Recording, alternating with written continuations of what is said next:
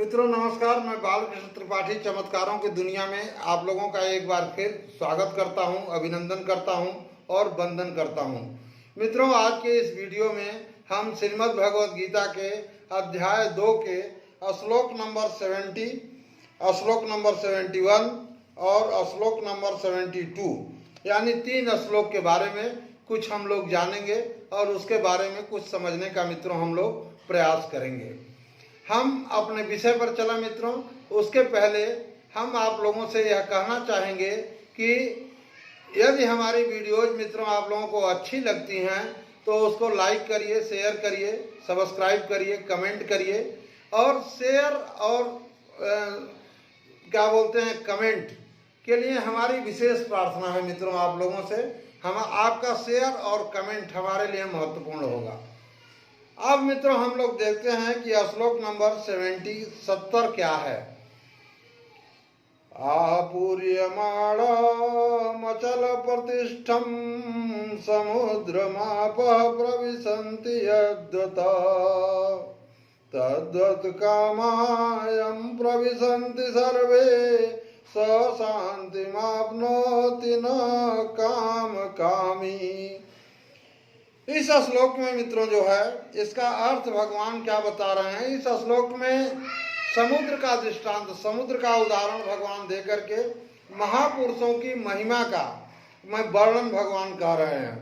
भगवान कह रहे हैं कि जैसे नाना नदियों के जल, सभी नदियों के जल सब ओर से परिपूर्ण अचल प्रतिष्ठा वाले समुद्र में उसको विचलित न करते हुए, समुद्र को विचलित न करते हुए समा जाती हैं, वैसे ही सब भोग कामाह जिस स्थित प्रज्ञ पुरुष में किसी प्रकार का विकार उत्पन्न किए बिना ही समा जाते हैं, वही पुरुष परम शांति को प्राप्त होता है, भोगों को चाहने वाला नहीं।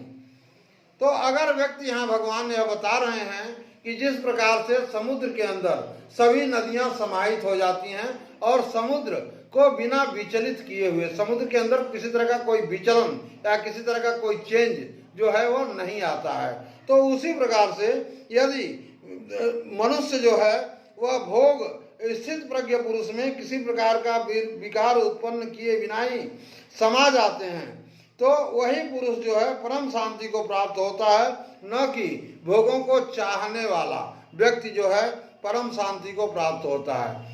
मित्रों, इस श्लोक से हम लोग अपने भौतिक जीवन में यह शिक्षा ले सकते हैं कि भोगों की कामना यदि हमारे अंदर रहेगी तो हमें शांति की प्राप्ति मित्रों नहीं हो सकती है, और बिना शांत मन ही अपने लक्ष्य को 100% जो है वह चेंज कर सकता है। और भौतिक जीवन में यदि हम जी रहे हैं अपने, तो हमारा लक्ष्य निश्चित रूप से कुछ न कुछ होगा। तो अगर हम अपने लक्ष्य को चेंज करके उसको पाना चाहते हैं, उसका पीछा करके मित्रों, तो हमें जो है भोगों की कामना से दूर रहना होगा मित्रों। यह हम लोग भौतिक जीवन में इस श्लोक से शिक्षा ले सकते हैं। अब श्लोक नंबर 71 देखते हैं मित्रों। विहाय कामान्यः सर्वान् पुमांश्चरति निःस्पृहः निर्ममो निरहंकारः स शांतिमधिगच्छति। यह श्लोक नंबर 71 है मित्रों। इसमें भगवान यह बता रहे हैं कि कामना, स्पृहा, ममता और अहंकार से रहित होकर विचरने वाले पुरुष को परम शांति की प्राप्ति होती है। तो इसमें जो पुरुष संपूर्ण कामनाओं को त्याग कर, यानी कोई कामना नहीं है, ऐसा पुरुष जो संपूर्ण कामनाओं को त्याग कर ममता रहित है, किसी से ममत्व तो नहीं है, किसी से भी लगाव नहीं है, और अहंकार रहित है, कोई अहंकार उसके पास नहीं है। जबकि आजकल के दुनिया में मित्रों 21वीं शताब्दी में हमने देखा है कि अहंकार जो है वह एक कॉमन चीज हो गई है, सबके अंदर है और बहुत ज्यादा मात्रा में है। लेकिन यहाँ भगवान बता रहे हैं कि अहंकार रहित हो और स्पृहा रहित हो विचरता है, वही शांति को प्राप्त होता है, अर्थात वही अधिगच्छति शांति को प्राप्त होता है। तो कौन सा मनुष्य शांति को प्राप्त होगा? जो संपूर्ण कामनाओं को त्याग कर ममता रहित, अहंकार रहित और स्पृहा रहित हुआ विचरता है, वही शांति को प्राप्त होता है। इस श्लोक से मित्रों हम अपने भौतिक जीवन में यह शिक्षा ले सकते हैं कि हम सभी कर्मों को करते हुए, सभी भोगों को भोगते हुए, लेकिन उसका कामना यानी उसमें आसक्ति नहीं होना चाहिए। यदि उसमें आसक्ति नहीं है और हम ममता रहित हैं, अहंकार रहित हैं, स्पृहा रहित हैं, तो हम परम शांति को प्राप्त होंगे मित्रों। और परम शांति ही मनुष्य का अल्टीमेट ऑब्जेक्ट होता है, अल्टीमेट एम होता है मित्रों।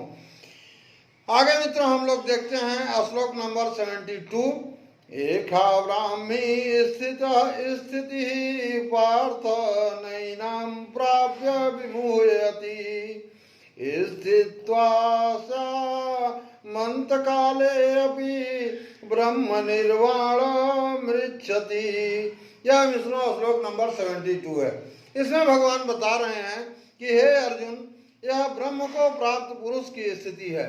ऐसे पुरुष की स्थिति जिसने ब्रह्म को प्राप्त कर लिया है, इसको प्राप्त होकर योगी कभी मोहित नहीं होता है और इसी अनंत काल में भी इस ब्राह्मी स्थिति में स्थित होकर ब्रह्मानंद को वह व्यक्ति जो है प्राप्त हो जाता है।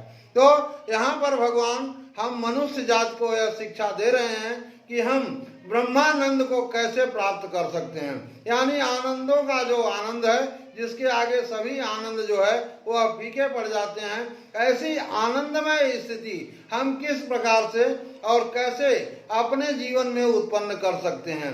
यहाँ पर एक बात मित्रों हम आप लोगों से कहना चाहेंगे कि यहाँ भगवान किसी को यह नहीं कह रहे हैं कि आप जंगल में चले जाइए, हिमालय पर चले जाइए, साधु हो जाइए, सन्यासी हो जाइए, ऐसा कुछ नहीं है। उनका कहना सिर्फ है कि संसार में रहते हुए, सभी भोगों को भोगते हुए, सब कुछ करते हुए, लेकिन उसमें आसक्ति नहीं है, कोई ममता नहीं है, हम निष्क्रिय हैं एकदम, किसी भी स्थिति को फेस करने के लिए हम तैयार हैं। अगर कोई हमारे अपोजिट काम हुआ, हमारे जो हम चाहते हैं वैसा नहीं हुआ, तो हमें कोई दुख नहीं है, हमें कोई द्वेष नहीं है, और हम जब जो चाहते हैं वही हो गया तो हमें कोई प्रसन्नता भी नहीं है मित्रों। अगर इस तरह की स्थिति इस जीवन में, भौतिक जीवन में रहते हुए हम अपने को प्राप्त कर सकें या अपना बना सकें मित्रों, तो हमें परमानंद और ब्रह्मानंद की जो है वह प्राप्ति हो सकती है मित्रों। और इसी श्लोक के साथ भगवान यहाँ पर जो है अध्याय नंबर 2 की जो है वह उपसंहार हो रहा है, यानी अध्याय नंबर 2 यहाँ पर मित्रों पूर्ण हो रहा है। अगली वीडियो जो है हम अध्याय नंबर 3 से शुरू करेंगे मित्रों। तब तक आप लोग अच्छी तरह से अपना ख्याल रखिए। हम मिलते हैं अपनी अगली वीडियो में। धन्यवाद।